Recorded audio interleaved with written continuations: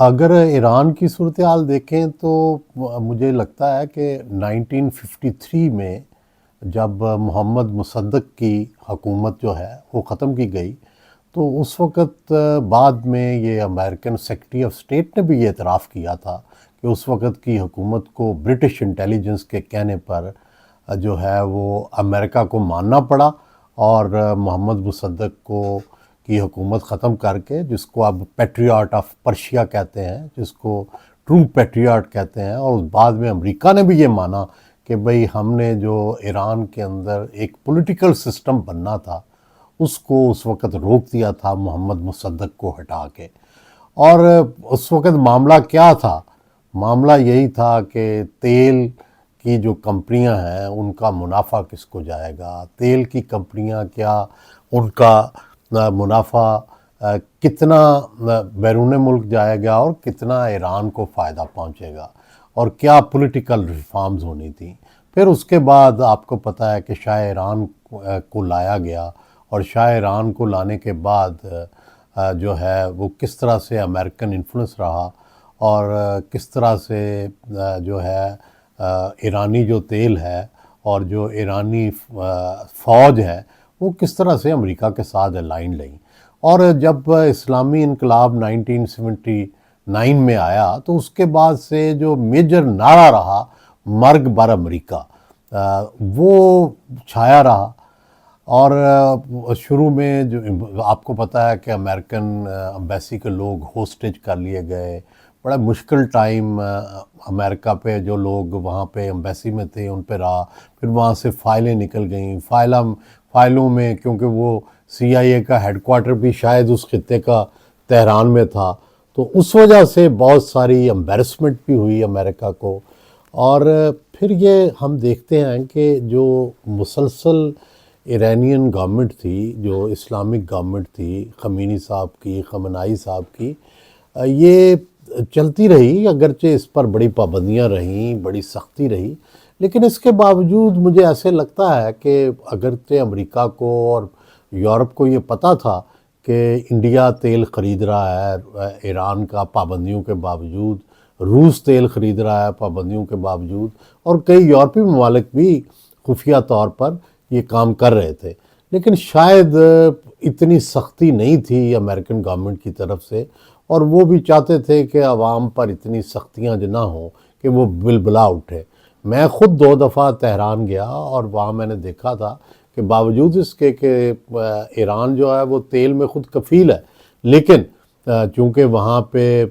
تیل کو جس طرح سے پیوریفائی کیا جاتا ہے، اس کو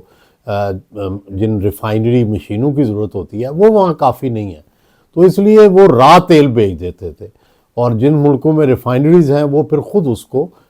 جو ہے اب جا کے آگے ریفائن کرتے تھے۔ تو یہ مسئلہ رہا۔ 8 لیٹر ہر بندے کے لیے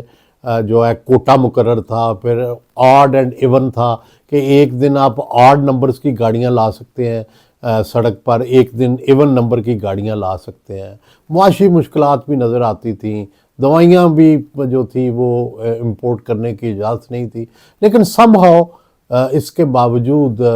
جو ہے ایران سروائیو کر رہا تھا۔ لیکن صدر ٹرمپ کے آنے کے بعد جو ہے وہ یہ پابندیاں زیادہ سخت کر دی گئی ہیں، اور ایسا لگتا ہے کہ آہستہ آہستہ جو شہری ہیں وہ بھی بلبلا اٹھے ہیں۔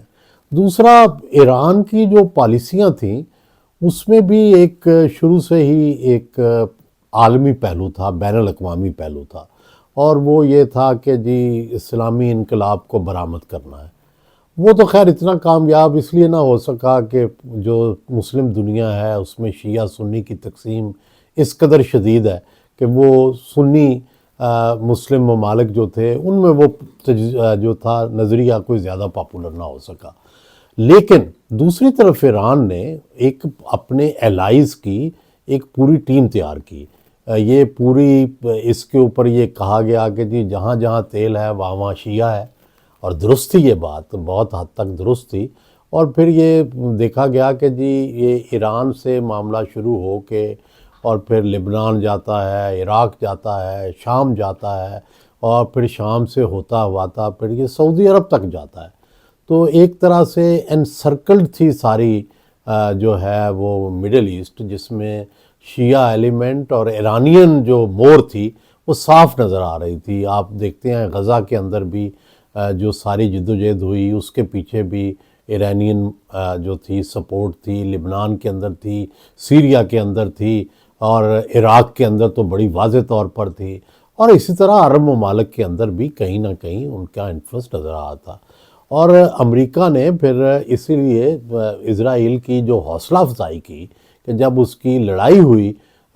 سب سے پہلے غزہ میں اور پھر لبنان میں اور پڑوسی ممالک میں، تو اس میں سب سے پہلے جو ایرانین انٹرسٹ تھے ان کو نقصان پہنچایا گیا۔ اگر آپ دیکھیں سیریا کے اندر کیا ہوا، لبنان کے اندر حزب اللہ کو کیسے ختم کیا گیا، غزہ کے اندر جو تھا وہ کیسے ختم کیا گیا، تو یہ سارے ایک طرح سے ایران کے ساتھ جڑے ہوئے لوگ تھے جن کو آہستہ آہستہ ختم کیا گیا۔ اور اب اس کے بعد ایران کی باری تھی، اور جب ایران پر حملہ ہوا تو اس حد تک امریکن جو تھے وہ پر یقین تھے، پر اعتماد تھے کہ 4-5 دن کے اندر ایران جو ہے وہ کلیپس ہو جائے گا اور جو لیڈرشپ ہے اس کو فارغ کر دیا جائے گا۔ لیکن اس میں میں سمجھتا ہوں کہ پاکستان نے بھی، سعودی عرب نے بھی اور دوسرے ممالک نے بھی بڑا رول ادا کیا، اور خاص طور پہ یہ سمجھایا کہ جس طرح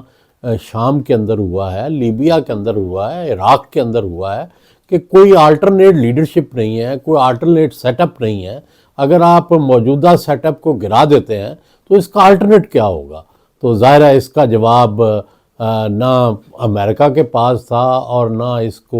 اس منصوبے کو ختم کرنے والوں کے پاس تھا۔ تو اسی لیے میرا خیال ہے کہ اس وقت یہ منصوبہ رک گیا تھا، اور آج بھی یہ ڈر ہے کہ اگر ایرانین گورنمنٹ جو ہے وہ یہ سسٹم کولیپس کرتا ہے تو اس کا آلٹرنیٹ نہیں ہے۔ یہ تو ٹھیک ہے کہ امریکہ جدید ٹیکنالوجی کے ساتھ، جدید ہتھیاروں کے ساتھ وہ کسی کو بھی نشانہ بنا سکتا ہے اور کسی بھی حکومت کو ختم کر سکتا ہے۔ وینزویلا میں جس طرح کیا گیا، 100 سال کے جو قوانین تھے، جو لاز تھے، ان کو ختم کیا گیا، اور تقریباً ساری دنیا اب یہ طے کر چکی تھی کہ دوسرے ملک کے اندر مداخلت نہیں ہوتی، لیکن امریکہ نے اس رولز کو ختم کر دیا، اور اس لیے اب دنیا میں کہیں بھی یہ کیا جا سکتا ہے۔